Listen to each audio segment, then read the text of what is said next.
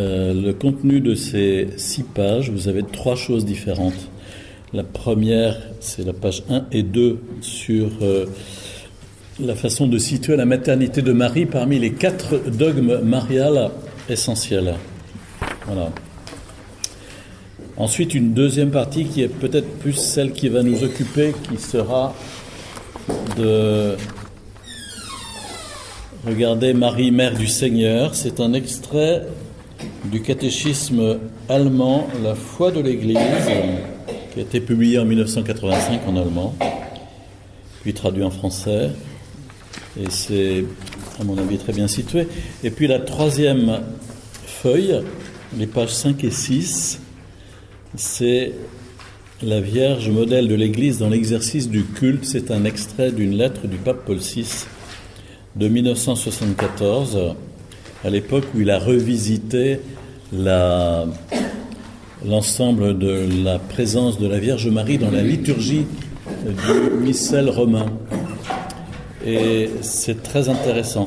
Donc cette dernière page vous servira plus peut-être pour votre méditation personnelle dans votre temps de silence, parce qu'elle est plus accessible au plan pastoral. Et peut-être pourrions-nous commencer d'ailleurs à regarder tout à fait à la fin de la page 6, le numéro 22 de ce document, où le pape Paul VI nous redit comment notre attachement à la Vierge Marie est polyphonique. Les mots qui sont mis en caractère gras vous le montrent. Il parle de la relation de l'Église vis-à-vis de la Vierge Marie, avec diverses attitudes effectives du culte. La première, vénération profonde. Vénération profonde lorsque l'Église réfléchit sur la dignité éminente de la Vierge, devenue par l'œuvre de l'Esprit Saint la mère du Verbe incarné. Voilà, nous vénérons Marie. Attention, nous ne l'adorons pas, l'adoration réservée à Dieu. Le terme employé pour Marie, c'est vénération. Deuxième attitude, l'amour ardent. Lorsque l'Église considère la maternité spirituelle de Marie à l'égard de tous les membres du corps mystique. Amour ardent. Un troisième que j'ai oublié de mettre en caractère gras, invocation confiante. Lorsque l'Église fait l'expérience de l'intercession de son avocate et auxiliatrice qui est Marie. Invocation confiante envers Marie. Puis service d'amour, lorsque l'Église entrevoit dans l'humble servante du Seigneur la Reine de miséricorde et la Mère de la grâce. Imitation active, lorsqu'elle contemple la sainteté et les vertus de celle qui est pleine de grâce. Imitation active de Marie. Et d'ailleurs, c'est un peu le thème de cette page, de ces pages 5 et 6. Regardez comment Marie est imitable dans le culte qu'elle rend à Dieu. Émotion profonde, lorsque l'Église voit en Marie comme dans une image très pure ce qu'elle-même désire et espère devenir en tous ses membres. Enfin, contemplation attentive, lorsqu'elle reconnaît dans l'associé au Rédempteur, qui participe désormais pleinement au fruit du mystère pascal, l'accomplissement prophétique de son propre avenir. Voilà, donc une polyphonie de possibilités de nous approcher de la Vierge Marie et de l'aimer à travers des attitudes différentes. Vénération profonde, amour ardent, invocation confiante, service d'amour, imitation active, émotion profonde, contemplation attentive. Ce sont des attitudes de l'Église dans la relation à Marie, dans le culte rendu à Marie. Excusez-moi, je n'ai plus de feuilles à vous proposer. Je n'en avais fait que 20 exemplaires. Je ne sais pas s'il y a une photocopieuse dans la maison. Mais nous allons commencer notre première réflexion en resituant la maternité de la Vierge Marie dans le cadre des seulement 4 dogmes mariales importants. Et évidemment, la maternité de Marie, c'est vraiment le fondement. Ça a donné lieu à des à des bagarres théologiques célèbres, et ça a été vraiment fixé dans le dogme en 431, donc au début du 5e siècle, au concile d'Éphèse. Marie, Mère de Dieu. Voilà, le titre Marie, Mère de Dieu. Ces 4 dogmes mariales, donc, c'est d'abord cette maternité divine de Marie, puis la virginité de Marie, puis l'Immaculée Conception, et enfin l'Assomption. En ce qui concerne la maternité divine de Marie, qu'on va regarder plus particulièrement aujourd'hui, on peut dire 3 petites choses en introduction. Une parole du cardinal Newman, qui fut donc un prêtre anglican qui s'est converti et qui est devenu ensuite évêque catholique et cardinal. Il dit ceci: Marie est gardienne du dogme de l'incarnation. Elle est gardienne du dogme de l'incarnation. En effet, lorsqu'on affirme que Marie est mère de Dieu, on affirme nécessairement qu'il y a dans le Christ Jésus 2 natures réelles, pas 2 personnes, 2 natures réelles, la nature divine et la nature humaine, et qui sont substantiellement unies en une seule personne divine. C'est ce qu'on appelle donc l'union hypostatique, l'union des hypostases, l'union des natures. 2 natures, une personne. Donc dire que Marie est mère de Dieu, c'est vraiment entrer dans ce dogme de l'incarnation. C'est en rapport avec l'incarnation. Marie a fait naître à la vie humaine le Fils éternel de Dieu. Et si Marie n'a pas engendré le Fils de Dieu selon la nature divine, vous savez, c'est ce que nous disons dans le credo, engendrer, non pas créer. Très important. Le Verbe n'est pas une créature, il est engendré par le Père. Le Père se donne tout entier et fait exister son Fils, son Verbe, engendré. Donc Marie n'a pas engendré le Fils de Dieu selon la nature divine, mais elle l'a engendré selon la nature humaine. Elle est donc mère de la personne divine du Fils, bien qu'elle n'ait fourni à l'homme-dieu que son humanité. C'est un peu compliqué, hein. Mais c'est important quand même d'essayer de réfléchir de façon équilibrée. Elle est mère de la personne divine du Fils, Fils de Dieu fait homme. Elle ne lui a fourni que son humanité. Donc ça veut dire concrètement qu'une relation avec la Vierge Marie, si nous sommes fidèles par exemple à réciter notre chapelet tous les jours, à méditer, c'est quelque chose qui va nous garder profondément dans un sens profond de l'incarnation. Ça, pour moi c'est très évident ça. Et tout spécialement sur la question des sacrements. C'est-à-dire ça va avoir un retentissement par exemple sur notre foi en l'Eucharistie, en la présence réelle de Jésus dans le sacrement de l'Eucharistie. Parce que Marie est celle qui développe en nous ce sens, qui nous garde dans ce sens profond de l'incarnation, jusque dans les sacrements. À tel point qu'on peut percevoir comment certains théologiens, ou certains prêtres, certains laïcs finissent par se laisser gagner par des doutes sur l'incarnation, parce qu'ils n'ont pas cette accroche, cette solidité que Marie fait passer en nous par sa présence. Alors, vous sentez, je balbutie, je ne sais pas l'expliquer, mais si vous êtes fidèle à développer cette relation de cœur à cœur avec Marie chaque jour, dans la méditation du chapelet, par exemple, quotidien, eh bien, vous constaterez ça vous-même, vous garderez une foi en l'incarnation et en l'Eucharistie et dans les sacrements qui sera vraiment forte et claire, limpide, transparente. Deuxième petite note, Marie est la mère de l'unique médiateur. Qu'est-ce que c'est qu'un médiateur ? C'est quelqu'un qui participe à chacune des 2 parties. Il est à la fois d'un côté et de l'autre. Donc il peut en lui parler aux 2 et faire se rejoindre les 2. Jésus est médiateur entre Dieu et les hommes parce qu'il est à la fois Dieu et à la fois homme. Grâce à cette union de sa nature divine et de sa nature humaine, dans une seule personne divine, il est médiateur. Et donc, Marie est la mère de l'unique médiateur. C'est un peu délicat d'appliquer à Marie le terme de médiatrice, mais en ce sens qu'elle est la mère de l'unique médiateur, on a dit qu'elle était médiatrice de toute grâce. Qui a donné au Fils de Dieu cette nature humaine, qui a fait de lui notre unique médiateur auprès du Père, c'est la Vierge Marie.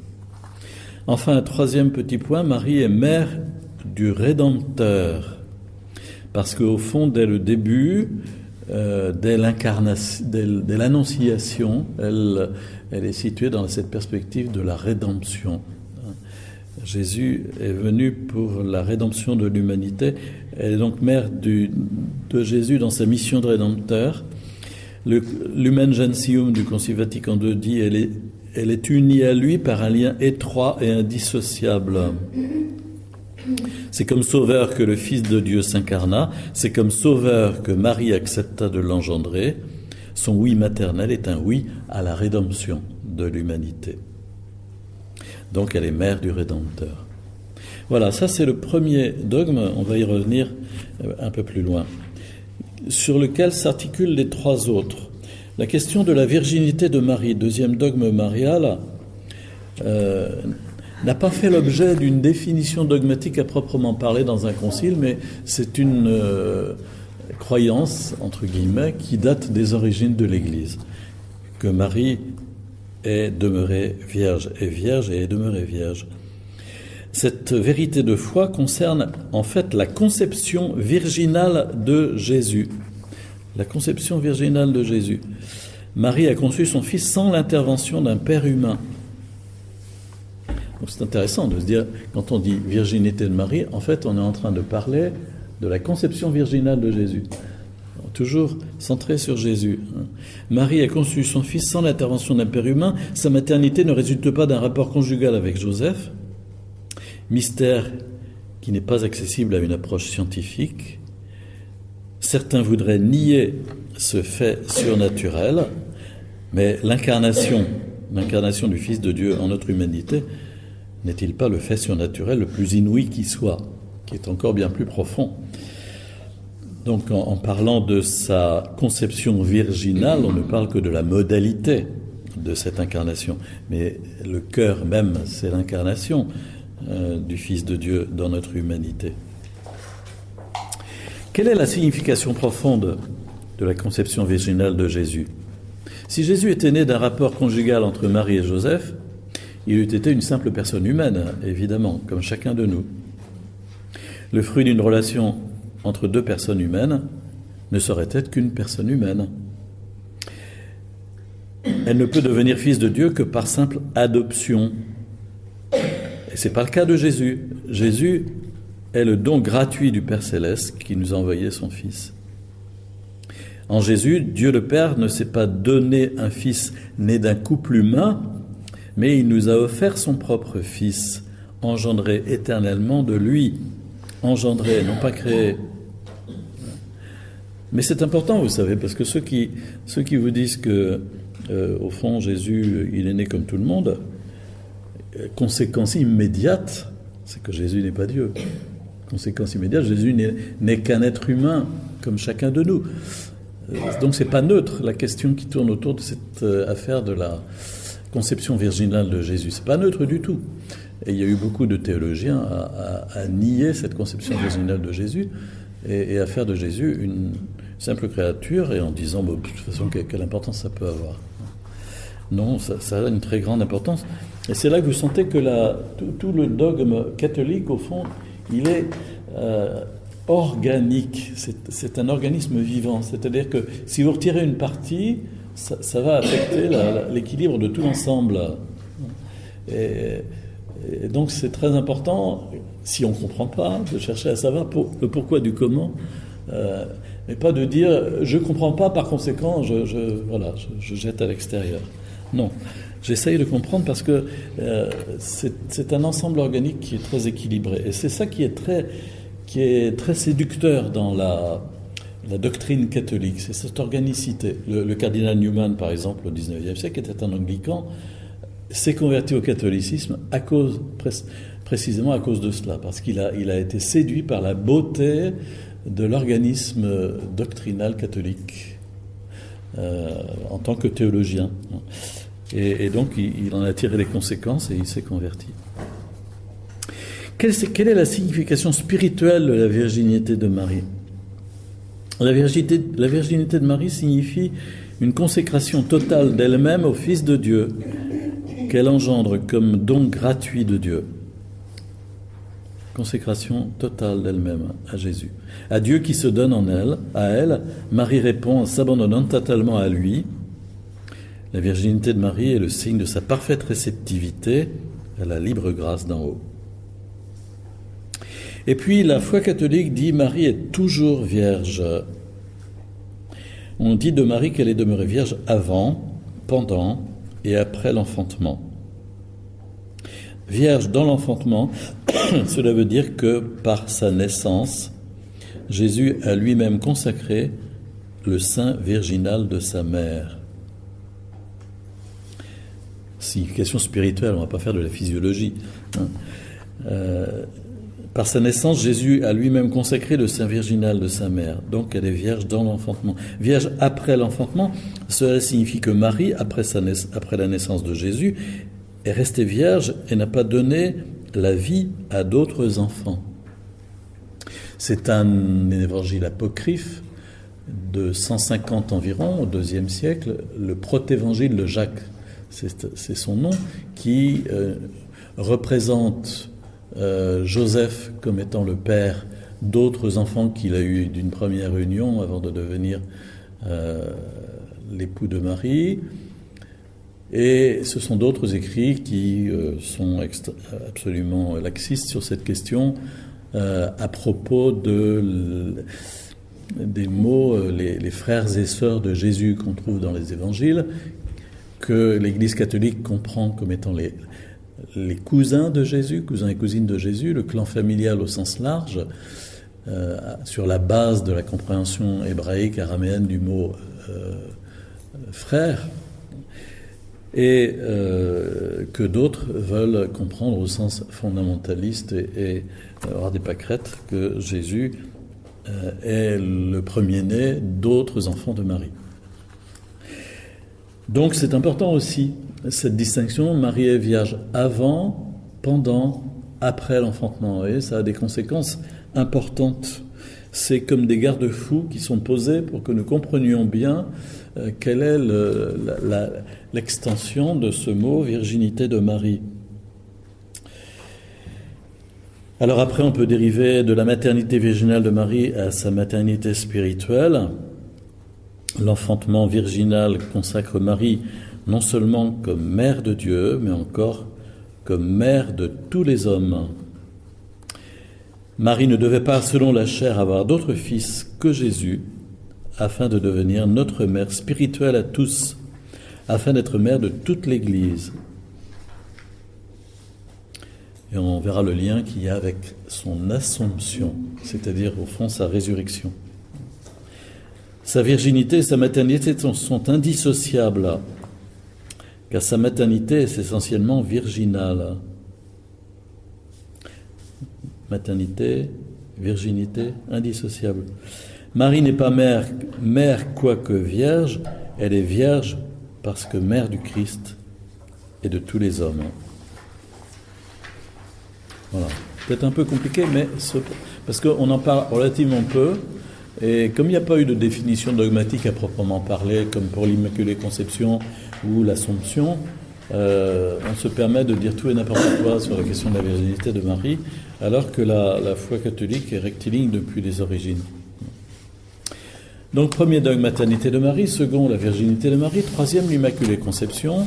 La définition dogmatique est plus récente, 1854. Marie, préservée du péché originel, conçue dans le sein de sa mère Anne, sans contracter comme nous tous le péché originel.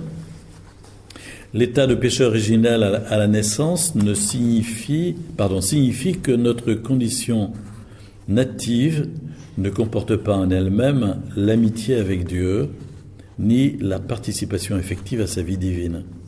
la filiation divine. C'est un état de manque, l'état de péché originel. C'est pas un péché moral, attention. Ce petit bout de chou qu'on tient dans ses bras, il est mignon à croquer, on va pas en faire un pécheur invétéré. Mais il est dans un état de manque. Nous ne transmettons pas la filiation divine, nous transmettons une filiation humaine.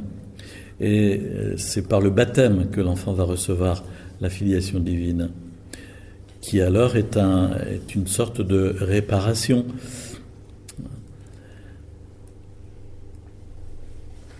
La filiation divine est conférée après la naissance par la renaissance filiale en Jésus-Christ opérée par le sacrement du baptême, ou ce qui y supplée.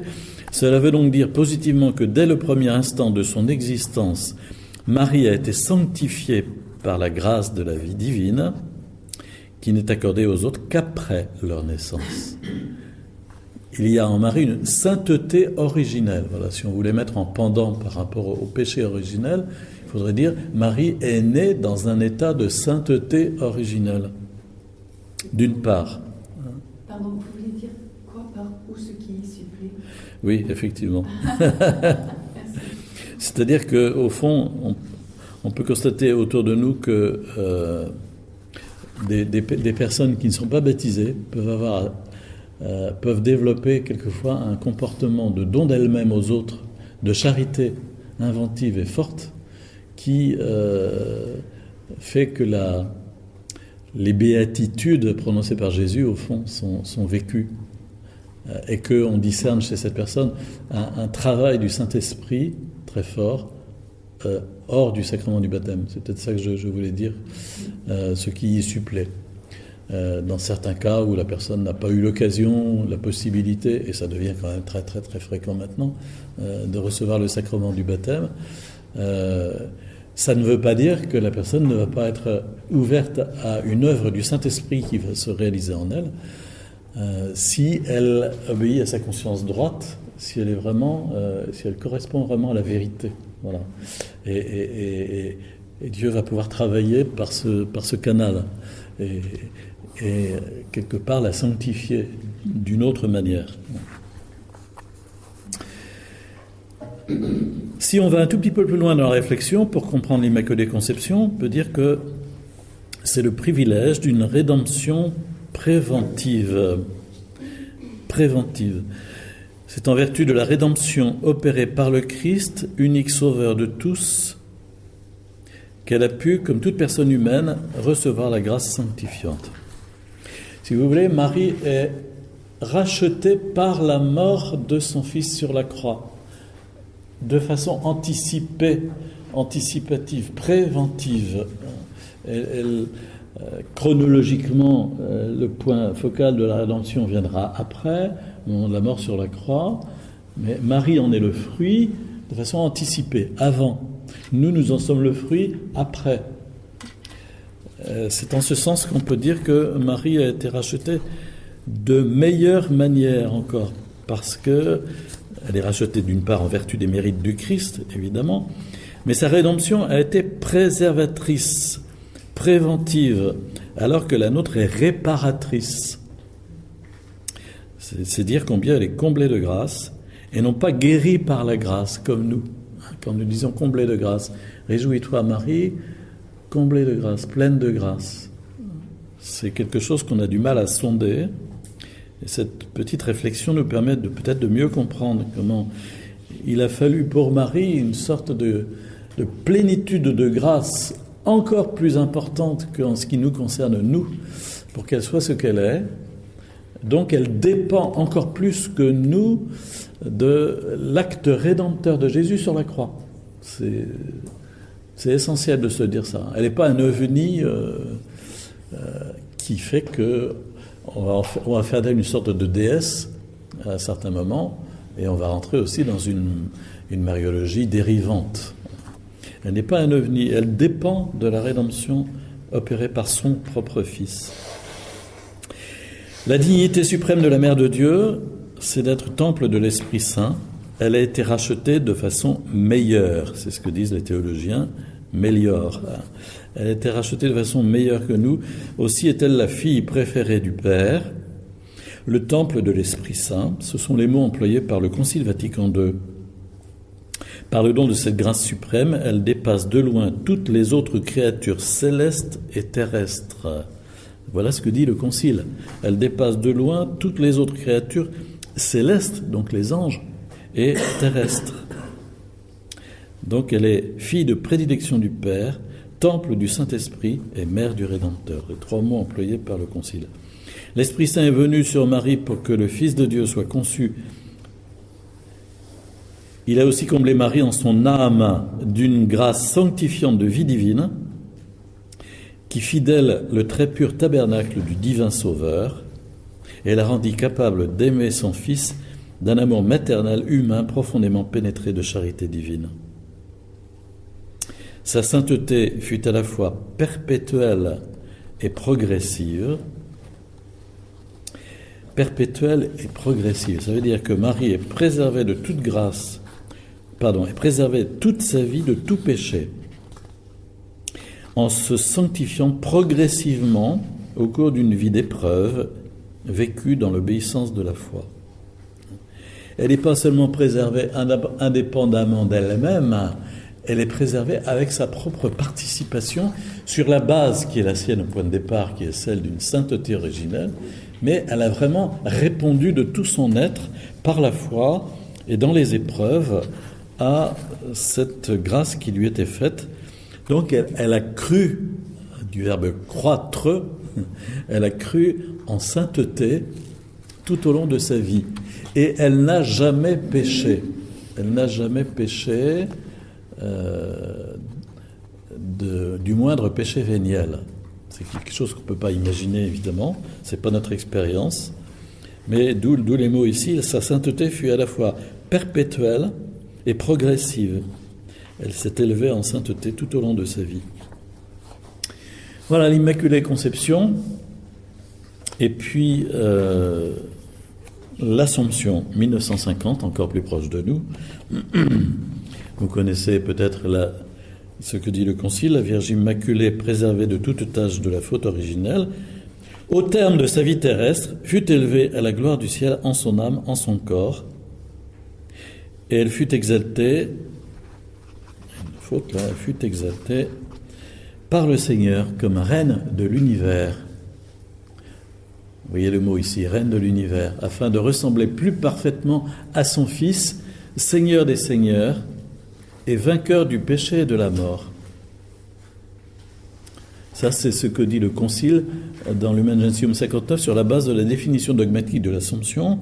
Je relis la Vierge Immaculée, donc vous avez le mot Immaculée qui nous relie au dogme de l'Immaculée Conception, préservée de toute tâche de la faute originelle, au terme de sa vie terrestre, fut élevée à la gloire du ciel en son âme et en son corps, et elle fut exaltée par le Seigneur comme reine de l'univers, afin de ressembler plus parfaitement à son Fils. Donc il y a ici la connotation de la résurrection, Seigneur des Seigneurs et vainqueur du péché et de la mort. Reine de l'univers, vous savez que donc le 15 août, 8 jours plus tard, le 22 août, une semaine après, il y a donc la mémoire de Marie, Reine de l'univers. Donc les deux dans la liturgie sont reliés. La glorification du corps qui se produira pour nous à la fin des temps fut anticipée pour Marie à la fin de sa vie terrestre. Ce privilège lui a été accordé par anticipation sur les destins futurs et collectifs de l'humanité en raison de sa maternité divine. Ça veut dire que Marie est ressuscitée. Ça veut dire que Marie est déjà ressuscitée. Je relis la phrase, la glorification du corps qui se produira pour nous à la fin des temps fut anticipée pour Marie à la fin de sa vie terrestre. Ce privilège lui a été accordé par anticipation sur le destin futur et collectif de l'humanité en raison de sa maternité divine. Tout est raccroché à la maternité divine. Donc évidemment se pose la question, mais qu'en est-il de la mort de Marie ? Et si l'on examine, on ne les a pas sur cette page, mais les préambules doctrinaux de la définition de l'Assomption, il semble que l'opinion commune tout au long de l'histoire de l'Église soit la suivante: Marie a connu la mort avant d'être transfigurée dans la gloire. La glorification de son corps serait donc une résurrection de celui-ci, même si le texte de la définition ne parle pas de Marie ressuscitée. Selon la liturgie elle-même, les dénominations anciennes de la fête de l'Assomption, en latin, transitus virginis, le passage de la Vierge, dormitio, depositio, les trois mots latins employés par la liturgie. Et nos frères orthodoxes parlent dans ces termes-là. Ces mots indiquent bien que Marie est vraiment morte. Son assomption est donc, comme l'ascension du Christ, une résurrection du corps. Marie, s'étant associée au pied de la croix à la mort sacrificielle du Christ, n'avait plus au moment de la mort biologique à connaître la mort humaine sous son aspect sacrificiel.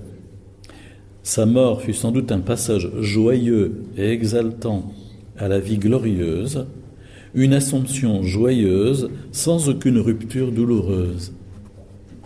C'est très important. Personnellement, je trouve que c'est très important parce que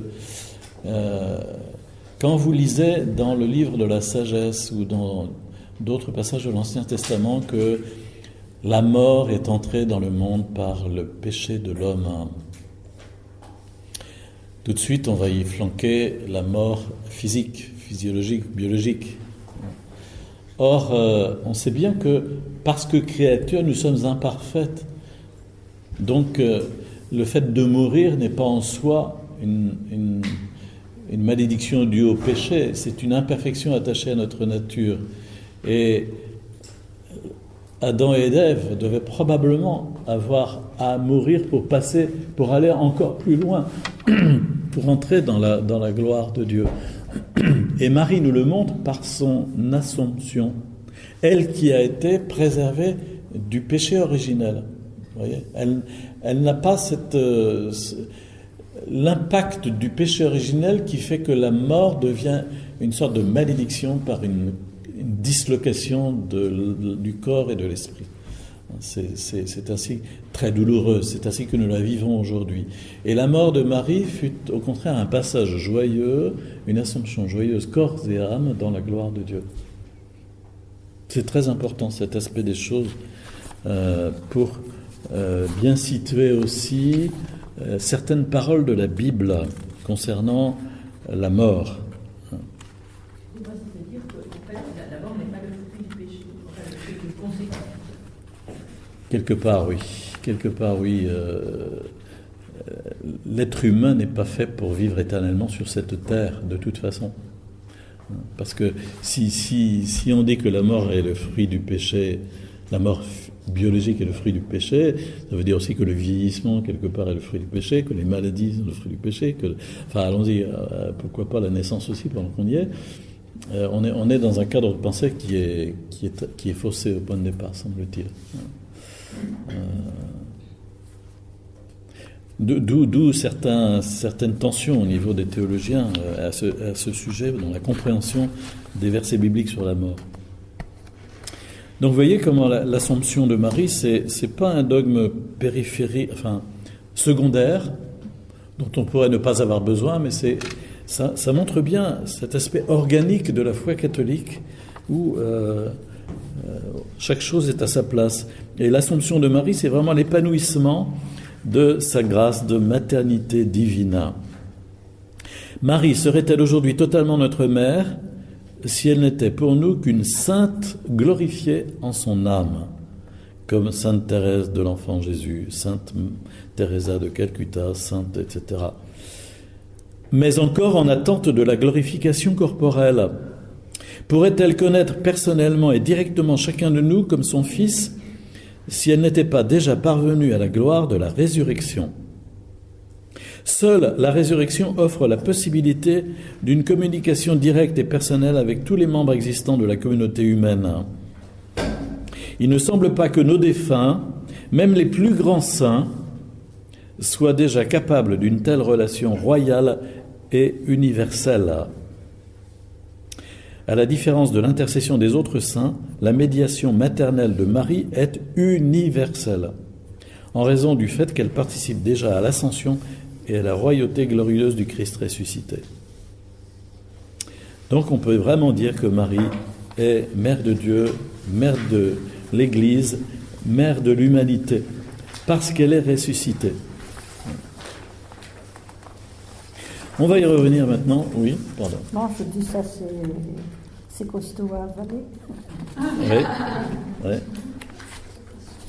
On n'en parle pas que Marie est ressuscitée. Non, j'ai poussé le bouchon un peu loin justement pour montrer comment le mot Assomption implique forcément cet aspect des choses, la résurrection. Et donc aussi que si Marie apparaît, les apparitions de Marie, c'est précisément parce qu'elle est ressuscitée et qu'elle a un corps glorieux à offrir. Et si Marie est... Donc il y a un plus pour Marie par rapport à tous les autres saints et aux plus grands saints. L'intercession de Marie est universelle. L'intercession de Marie est sur le vecteur de la résurrection. Elle se fait proche de chacun de nous. D'autres qui ont eu cette intuition, Thérèse de l'Enfant Jésus, vous savez bien, disait je passerai mon ciel à faire du bien sur la terre. Mais pas seulement elle. Comment s'appelle-t-elle? La fondatrice des foyers de charité, Marthe Robin, disait la même chose, ou à peu près, et d'autres encore. Hein. Donc ils avaient bien cette intuition qu'au fond, la sainteté et l'entrée dans la gloire de Dieu, c'est aussi, non pas le repos éternel, au sens où on va se tourner les pouces éternellement, mais on va entrer dans l'intercession pour le royaume de Dieu, pour qu'il arrive à son terme, et donc intercéder pour tous les hommes. Mais la championne dans ce domaine-là, c'est Marie, à cause de sa résurrection. Quelque part, si ce n'est pas dit, c'est quand même sous-entendu. J'ai l'impression que oui, bien sûr. Marie, quelque part, oui. Si on n'a pas dit ces mots-là, oui. je pense que c'est ça. Quoi. Oui. Ouais. C'est pour ça que la fête de l'Assomption est une très belle fête, effectivement. La fête de l'Immaculée Conception aussi, mais alors peut-être c'est parce que moi j'ai vécu pendant 17 ans des fêtes de l'Assomption à Notre-Dame-du-Chêne, où c'est en plein cœur des vacances, c'est très familial, c'est sympa, enfin il y a quelque chose de très chaleureux dans cette fête de l'Assomption, aussi à cause de la chaleur qui peut régner ce jour-là, mais c'est très beau. Alors notre thème aujourd'hui, c'est plus donc la maternité de Marie, mais voilà, je voulais la situer à l'intérieur même de ces 4 dogmes mariales et de cet organisme doctrinal. Marie, Mère du Seigneur, dans un premier temps, nous allons réfléchir sur le terme Marie, Mère de Dieu, en faisant défiler 4 mots. Mère de Jésus, Mère du Seigneur, Mère du Fils de Dieu et Mère de Dieu. Mère de Jésus, ça c'est pas compliqué à comprendre, c'est l'Évangile même. Le Nouveau Testament l'atteste clairement, c'est sans ambiguïté, on n'y revient pas. Mais ce qui est signifié à travers ce terme, c'est plus qu'une maternité physique et plus qu'une relation purement individuelle entre Jésus et Marie. Marie n'est pas seulement la mère du Seigneur selon la chair, sa foi est une dimension essentielle de sa maternité. Ça, c'est très important, et les pères de l'Église l'ont dit très tôt. Saint Irénée de Lyon, au IIe siècle, l'ont dit très tôt. La foi est une dimension essentielle de sa maternité. Avant de concevoir charnellement Jésus, elle l'avait accueilli et conçu dans la foi. Ça veut dire qu'au moment de son oui, elle avait déjà conçu Jésus dans la foi. Oui. Spirituellement, elle a accueilli spirituellement par la foi le Verbe de Dieu en elle. Et l'incarnation n'en est qu'une conséquence. Avant de concevoir charnellement Jésus, elle l'avait accueilli et conçu dans la foi. Plus encore que l'exclamation « heureuse, celle qui t'a porté et elle l'était », c'est la réponse de Jésus qui s'applique à elle. « Heureux plutôt ceux qui écoutent la parole de Dieu et qui l'observent ». Ça veut dire que concrètement, nous aussi, quelque part, et ça aussi les pères de l'Église l'ont souligné, par notre foi, nous engendrons en nous le Fils de Dieu. Nous le laissons habiter par le Verbe de Dieu.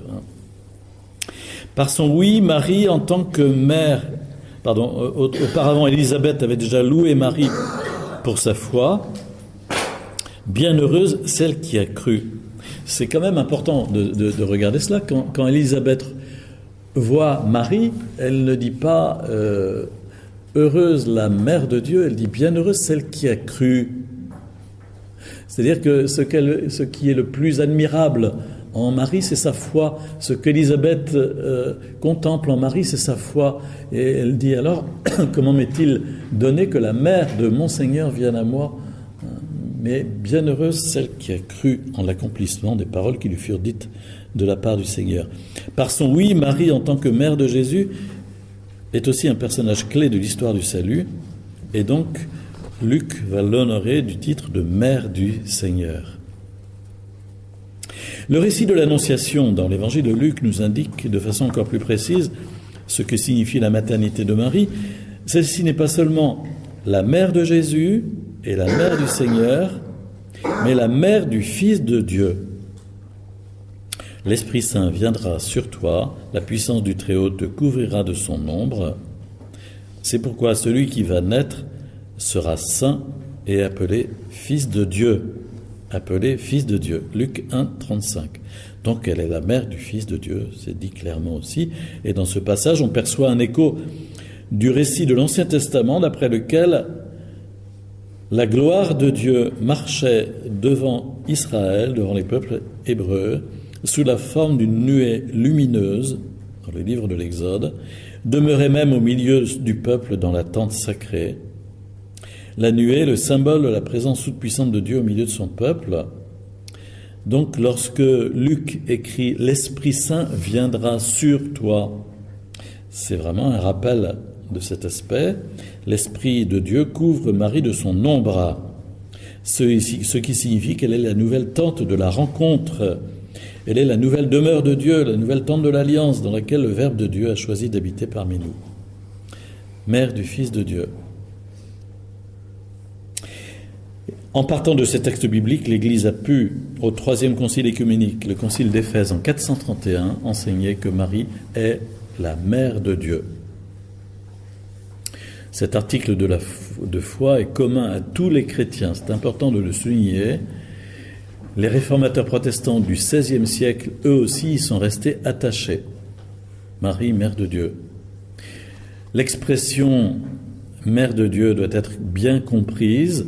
Bien entendu, Marie n'a pas enfanté Dieu en tant que tel, ce ne serait pas l'évangile, mais de la pure mythologie, où il est souvent question d'un principe féminin dans la divinité, et parfois même d'une quaternité, une divinité quadruple. Marie, telle que la présence de la Bible et telle que la voit l'Église, est et reste une créature. Marie est et reste une créature. Attention dans nos expressions de prière, à ne pas nous adresser à Marie comme nous nous adresserions à Dieu, avec les mêmes termes. Attention, Marie est et reste une créature. Elle n'est pas la quatrième personne de la Trinité. Elle n'est pas Dieu. Elle n'a pas enfanté Dieu en tant que tel, mais Jésus-Christ dans son humanité, ontologiquement unie à sa divinité.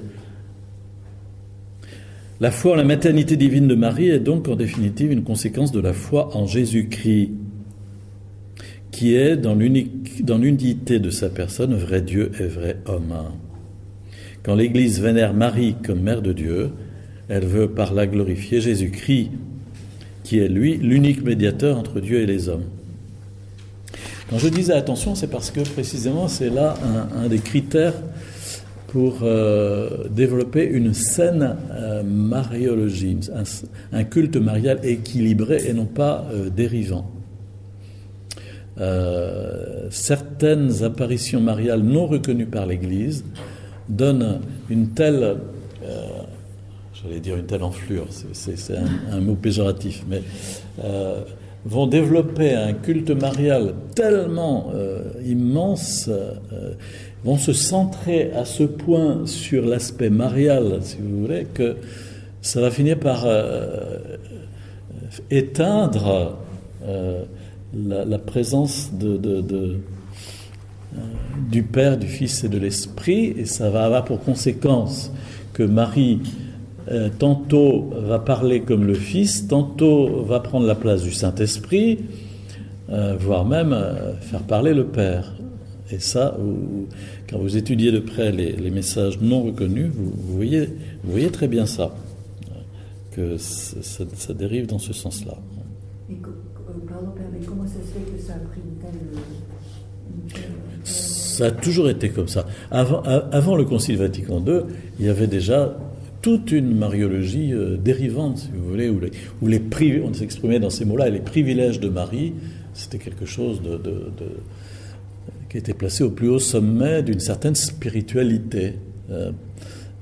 Parce que la spiritualité doit rester équilibrée sur la base du dogme, sur la base de la foi. On dit en latin, il y a un adage qui dit « lex orandi et lex credendi ».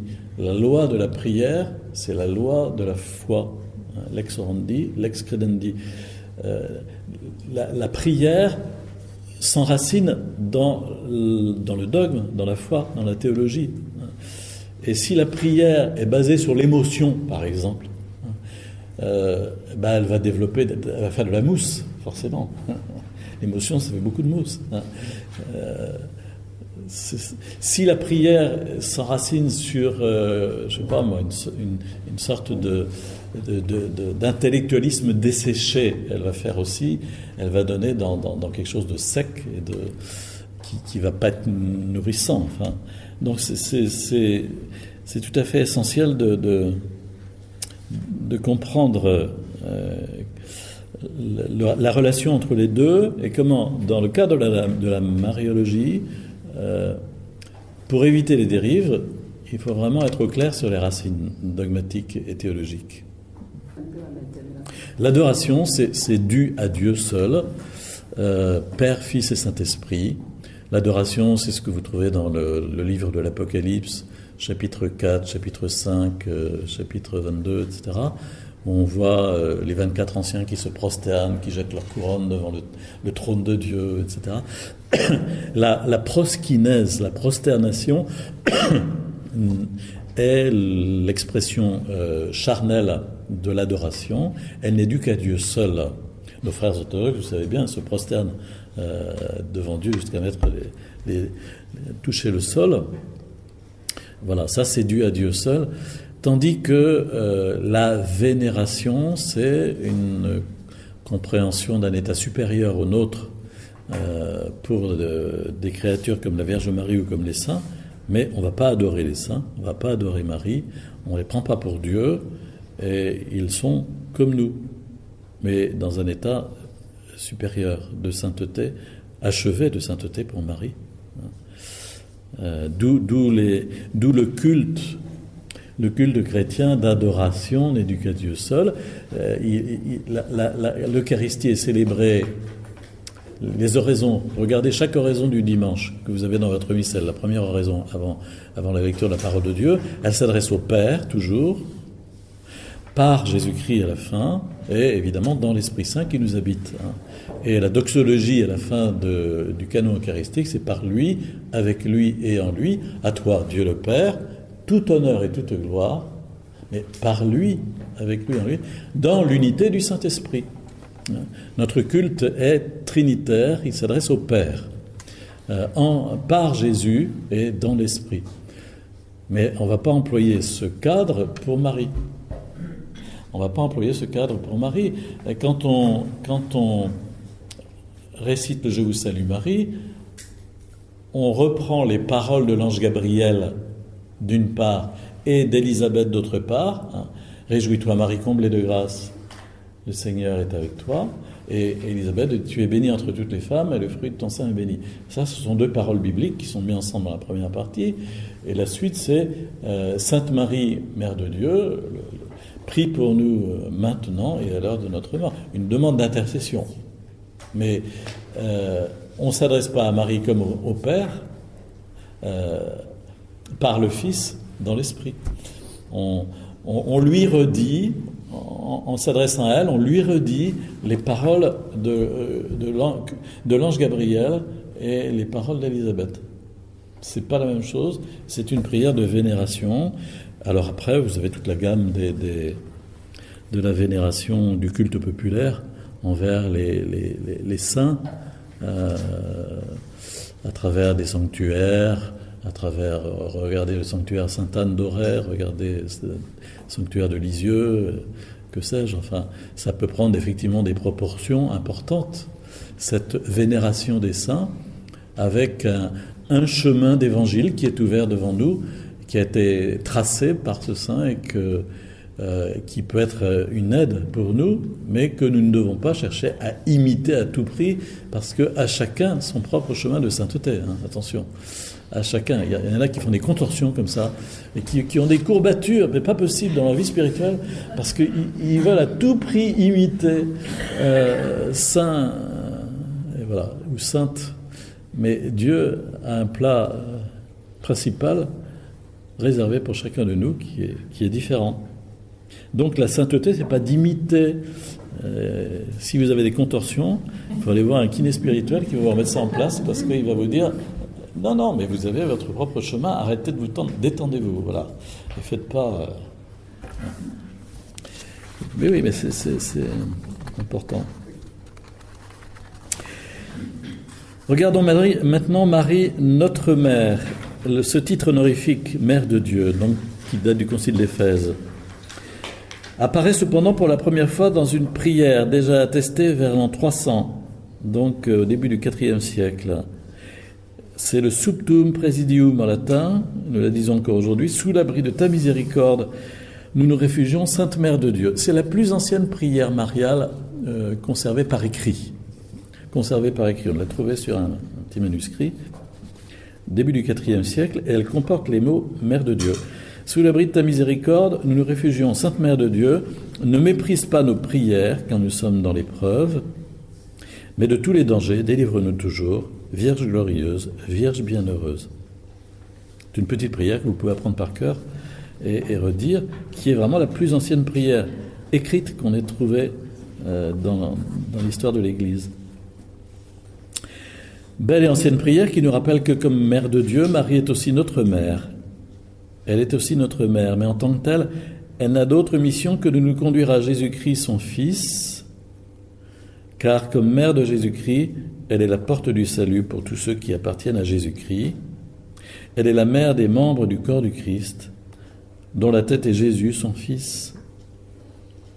Son amour maternel inclut le souci des frères et sœurs de son Fils, dont le pèlerinage sur la terre n'est pas achevé, qui se trouve affronté à des dangers, à des épreuves de toutes sortes. Voilà, c'est son amour maternel inclut le souci des frères et sœurs de son Fils, dont le pèlerinage sur la terre n'est pas achevé. C'est pour ça que Marie est auprès de chacun de nous, pour nous aider dans notre pèlerinage de foi. Et alors, elle est invoquée dans l'Église sous des titres d'avocate, c'est-à-dire celle qui intercède, auxiliatrice, secourable, médiatrice. C'est le Concile Vatican II qui le rappelle, cela. Cette fois dans l'intercession, Marie avocate, cette fois dans l'intercession de Marie, dans l'aide et l'assistance de Marie, est abondamment attestée dans les prières que nous a léguées la tradition de l'Église. Elle transparaît notamment dans la seconde partie de l'Ave Maria, la plus connue de toutes les prières mariales, Sainte Marie, Mère de Dieu, priez pour nous pauvres pécheurs, maintenant et à l'heure de notre mort. Il faut toucher un mot sur la question de la perspective écuménique, parce que ce qui paraît aller de soi dans les prières traditionnelles catholiques suscite des objections de la part des protestants, et ceux-ci peuvent parfaitement vénérer Marie et les saints en général comme des modèles de foi, mais ils ont un blocage très net pour les invoquer, pour leur demander leur intercession et leur aide. D'après la conception catholique, il y a une distinction essentielle entre l'invocation adressée aux saints et l'adoration réservée à Dieu seul. Celle-ci ne peut jamais s'adresser à une créature, ce qui exclut donc également Marie. L'invocation adressée à Marie et aux saints n'implique pas non plus qu'on nie ou qu'on néglige cette vérité que Jésus-Christ est l'unique médiateur du salut. C'est pas parce que les catholiques vont invoquer Marie, vénérer Marie, qu'ils vont nier le fait que Jésus-Christ soit l'unique médiateur du salut. Saint Ambroise, qui a baptisé Saint Augustin, disait déjà que l'intercession de Marie n'enlève rien et n'ajoute rien à la dignité et à l'efficacité de l'unique médiateur. N'enlève rien et n'ajoute rien, comme la nôtre d'ailleurs. Notre propre intercession, quand nous intercédons, elle est comprise dans l'intercession du Christ. Elle n'est qu'une démultiplication, une actualisation de l'intercession du Christ, un partage de l'intercession du Christ. L'intercession de Marie dépend en effet totalement de l'action rédemptrice de Jésus-Christ, d'où elle tire toute sa puissance. Elle résulte finalement de ce que tous les membres du corps du Christ sont solidaires les uns des autres. Si un membre souffre, tous les membres partagent sa souffrance. Si un membre est à l'honneur, tous les membres partagent sa joie. D'après la conception catholique, la confiance en la médiation et en l'intercession de Marie illustre bien la façon mystérieuse dont Dieu se sert de certains êtres humains pour apporter à d'autres le salut. En Marie, c'est tout le genre humain qui se trouve honoré. Nous vivons bien cela, je pense, si nous avons un peu de cœur. En ce moment, nous portons particulièrement nos frères et sœurs chrétiens d'Orient, en particulier à Alep et ailleurs. C'est une partie du corps du Christ. Nous intercédons pour eux et par notre intercession, nous leur obtenons des grâces.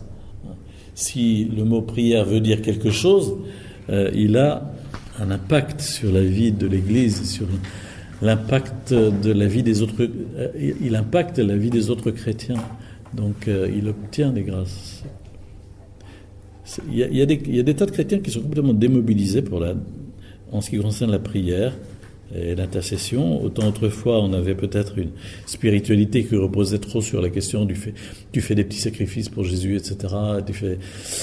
Autant on l'a trop perdu de vue comment l'engagement de notre liberté dans l'intercession, dans l'offrande d'un sacrifice, d'une privation, que sais-je, permet de mettre au compte de quelqu'un d'autre, dans la solidarité de l'ensemble du corps du Christ, telle ou telle grâce. Une année jubilaire comme celle de la miséricorde qui vient s'achever, avec la démarche de l'indulgence, exprime bien cela. Comment l'Église, à certains moments, ouvre le trésor de la sainteté de tous les saints qui est en son cœur pour en répartir et en partager les dividendes, si j'ose dire, sur tous les autres pécheurs qui n'ont rien fait pour cela, pour le recevoir. C'est gratuit. Mais à travers la démarche de l'indulgence plénière que certains font, c'est mis au compte de défunts en particulier, puisqu'on ne peut pas faire une démarche d'indulgence pour un vivant autour de nous, mais pour un défunt. On peut le faire pour soi et l'offrir pour un défunt. Mais sans cesse, l'Église a ce sens de la solidarité entre tous les membres du corps, et donc le fait que Marie intercède pour nous et que nous demandions son intercession exprime bien cela. Pour exprimer sa vénération à l'égard de Marie et la confiance qu'elle a en son intercession, la piété catholique lui donne de nombreux titres, à côté de ceux déjà indiqués: mère, avocate, celle qui intercède, auxiliatrice, médiatrice. Il y a certaines expressions qui sont quelque peu excessives et qui sont susceptibles de choquer des chrétiens non catholiques et de les induire en erreur sur la vraie doctrine catholique. Néanmoins, lorsqu'on les replace dans le contexte d'une saine théologie mariale, elles peuvent se justifier. Et cette remarque s'applique avant tout au titre de médiatrice de toute grâce, qui ne tend nullement à nier ou à dissimuler le fait que Jésus-Christ est l'unique médiateur, mais qui veut dire que Marie, par son oui, a accepté, on donne nous tous, la venue de ce médiateur de toute grâce, et qu'elle s'associe en permanence à cette médiation salvifique de Jésus par son intercession.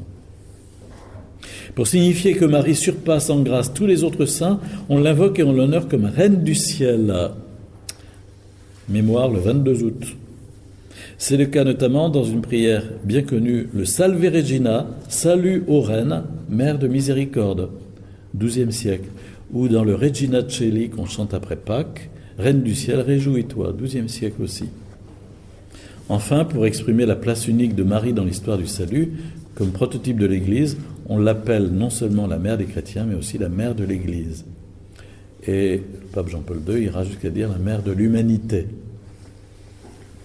Face à ces formes de piété et bien d'autres, il faut tenir compte de l'avertissement du pape Paul VI dans la lettre apostolique sur le culte marial dont on va parler maintenant, où il demandait un renouveau de dévotion à Marie qui soit enraciné dans la Bible, cohérent avec la foi au Christ et en la Trinité, et qui, sans rien sacrifier d'essentiel, tienne compte de la sensibilité des chrétiens non catholiques et des modes d'expression propres à notre époque et à chaque culture.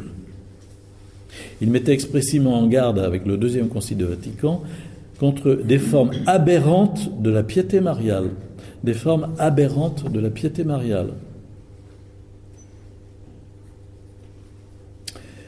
Qui franchissent les limites de la saine doctrine, sollicitent la crédulité ou la curiosité populaire par des récits de miracles fantaisistes, multiplient les pratiques formalistes ou dégénèrent en une sentimentalité toute superficielle. Le culte rendu à Marie doit avoir pour objectif ultime la glorification de Dieu et la christianisation de la vie. Très important ça. Le culte rendu à Marie, et ça Paul VI le dit très très clairement, ça a pour but la gloire de Dieu, la glorification de Dieu, et aussi le fait que le Christ soit plus imprégné dans notre vie, la christianisation de notre vie. De ce point de vue, il faut reconnaître que la piété mariale catholique a porté, en dépit de certains excès qu'on peut regretter, des fruits abondants.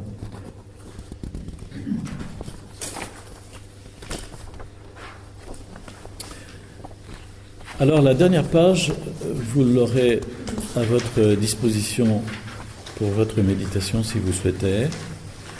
C'est un passage de la lettre de Paul VI sur le culte marial où il nous montre Marie comme modèle de l'Église, mais dans l'exercice du culte.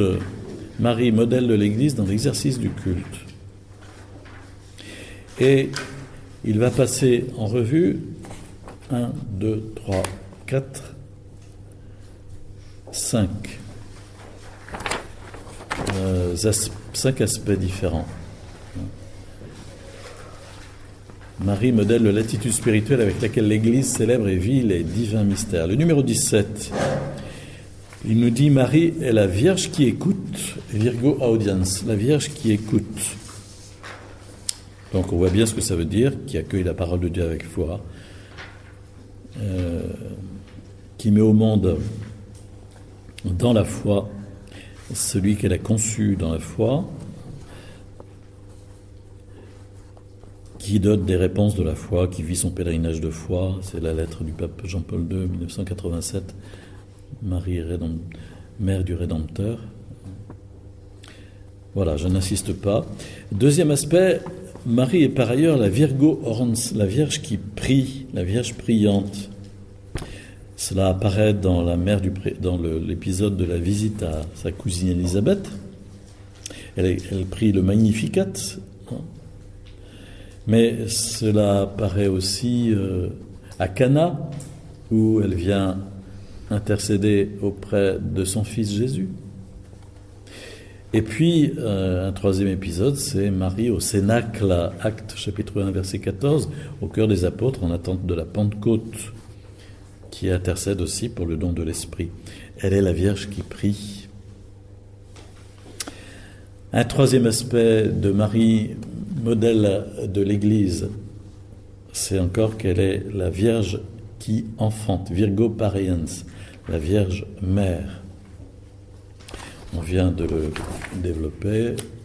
Je n'insiste pas, mais regardez en haut de la page 6, précisément, une belle prière de la liturgie mozarabe. Celle-là, Marie porta la vie dans son sein, celle-ci, l'Église, dans la piscine baptismale. Dans les membres de celle-là, le Christ est formé, Marie. Dans les eaux de celle-ci, l'Église, le Christ est revêtu. C'est beau. Enfin, Marie est la Virgo Offerans, la Vierge qui offre.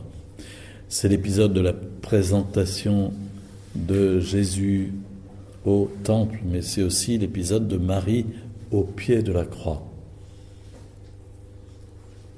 Donc Marie, modèle de toute l'Église, numéro 21, dans l'exercice du culte divin, est encore éducatrice de la vie spirituelle pour chacun des chrétiens.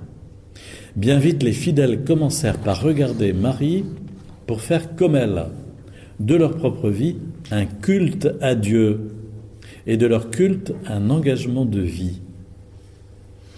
Mais Marie est surtout le modèle du culte qui consiste à faire de sa propre vie une offrande à Dieu. Cette doctrine ancienne, toujours valable, chacun peut la réentendre en méditant l'enseignement de l'Église, mais aussi en prêtant l'oreille à la voix même de la Vierge, au moment où, réalisant par anticipation l'étonnante demande de l'oraison dominicale que ta volonté soit faite, elle répond au messager de Dieu, « Me voici, je suis la servante du Seigneur, qu'il me soit fait selon ta parole. » C'est ça le vrai culte à rendre à Dieu, et elle est éducatrice de notre vie spirituelle. Voilà, cette feuille, vous pourrez peut-être, vaut mieux qu'on prenne un temps de silence maintenant jusqu'à la messe qui aura lieu donc à midi, c'est ça ? Midi, dans un quart d'heure. Mais vous pourrez reprendre cette feuille-là chez vous si vous le souhaitez.